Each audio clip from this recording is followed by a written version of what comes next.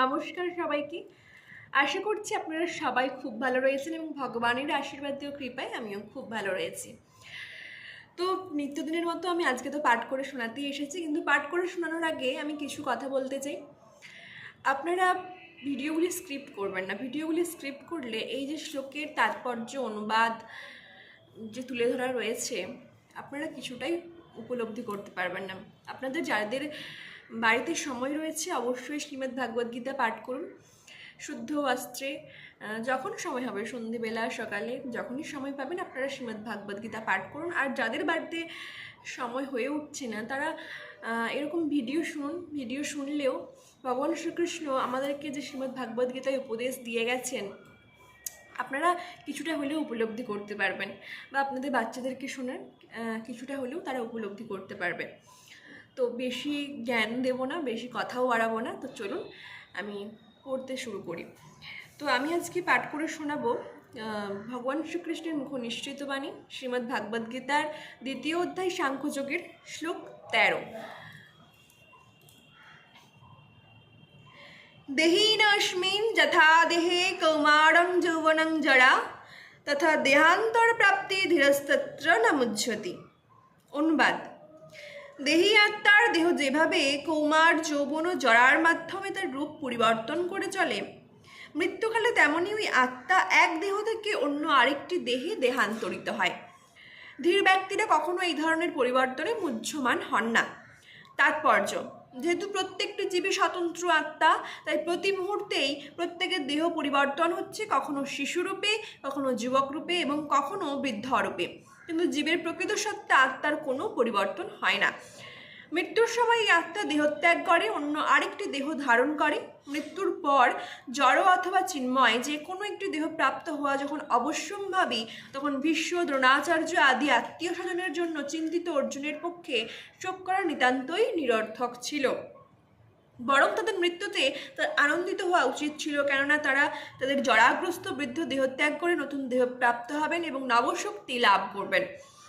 জীবদ্দশার কর্মের ফল অনুসারে জীব নতুন দেহ প্রাপ্ত হয় এবং নানা রকম সুখ ও দুঃখ ভোগ করে থাকে। তাই ভীষ্ম, দ্রোণের মতো মহাত্মারা দেহত্যাগের পর অবশ্যই চিন্ময় দেহ লাভ করবেন, অথবা অন্ততপক্ষে স্বর্গলোকে দিব্য দেহ প্রাপ্ত হয়ে উন্নততর সুখ ভোগ করবেন। সুতরাং কোনো পরিস্থিতিতেই শোক করার কোনো কারণ নেই। যে মানুষ জীবাত্মা ও পরমাত্মার স্বরূপ এবং পরা ও অপরা উভয় প্রকৃতি সম্পর্কে সম্পূর্ণভাবে অবগত তাকে বলা হয় ধীর। এই প্রকার মানুষ জড়দেহের পরিবর্তনের জন্য কখনো শোক করেন না। আত্মাকে খণ্ড খণ্ড করে বিভক্ত করা যায় না। এই যুক্তিতে আত্মা ও পরমাত্মার একত্ব সম্বন্ধে মায়াবাদীদের যে মতবাদ তা গ্রহণযোগ্য নয়। পরমাত্মাকে খণ্ড খণ্ড করে বিভক্ত করার ফলে যদি জীবাত্মার উদ্ভব হতো তবে পরমাত্মা হতেন পরিবর্তনশীল। এই সিদ্ধান্ত পরমাত্মা যে অপরিবর্তনীয় তার পরিপন্থী। গীতাতে ভগবান প্রতিপন্ন করেছেন পরমেশ্বরের অংশ জীবাত্মা সনাতন এবং তাকে বলা হয় ক্ষর, অর্থাৎ তার জড় প্রকৃতিতে পতিত হবার প্রবণতা থাকে। জীবাত্মা পরমাত্মারই অংশ এবং জড়বন্ধন থেকে মুক্ত হবার পরেও সে পরমাত্মার অংশরূপেই বর্তমান থাকে। তবে মুক্ত হবার পর সে সৎ, চিত ও আনন্দময় দেহ প্রাপ্ত হয়ে ভগবানের সাহচর্য লাভ করে। প্রতিফলনের তত্ত্বটি প্রত্যেকটি জীবের দেহে উপস্থিত পরমাত্মার ক্ষেত্রে প্রযোজ্য। তিনি জীবাত্মা থেকে স্বতন্ত্র। জলে যখন আকাশের প্রতিফলন দেখা যায় তখন তাতে সূর্য, চন্দ্র এবং নক্ষত্রদেরই দেখা যায়।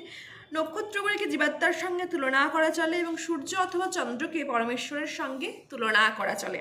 অর্জুন, স্বতন্ত্র অনুচৈতন্য বিশিষ্ট জীবাত্মা এবং বিভু চৈতন্য পরমাত্মা হচ্ছেন ভগবান শ্রীকৃষ্ণ। জীবাত্মা পরমাত্মা সমপর্যায়ভুক্ত নয়। 4র্থ অধ্যায় শুরুতে এটা আমরা দেখতে পাবো। অর্জুন যদি শ্রীকৃষ্ণের সমপর্যায়ভুক্ত হতেন এবং শ্রীকৃষ্ণ অর্জুনের ঊর্ধ্বতন না হতেন তাহলে তাদের মধ্যে গুরু শিষ্যের সম্পর্কটি অর্থহীন হয়ে যেত। তারা দুজনেই যদি মায়ার দ্বারা মোহাচ্ছন্ন হতেন তাহলে একজন উপদিষ্ট এবং অন্যজনের উপদিষ্ট হওয়ার কোনো প্রয়োজন ছিল না। এই প্রকার উপদেশ অর্থহীন হয়ে পড়ে, কারণ মায়ার দ্বারা কবলিত কেউ প্রামাণিক উপদেষ্টা হতে পারে না। এই অবস্থায় এটি অনস্বীকার্য যে শ্রীকৃষ্ণ জীবের ঊর্ধ্বতন পরমেশ্বর ভগবান আর অর্জুন মায়ার দ্বারা মোহিত বিশ্বর অংশীল আত্মা। তো আজকের মতো ধন্যবাদ।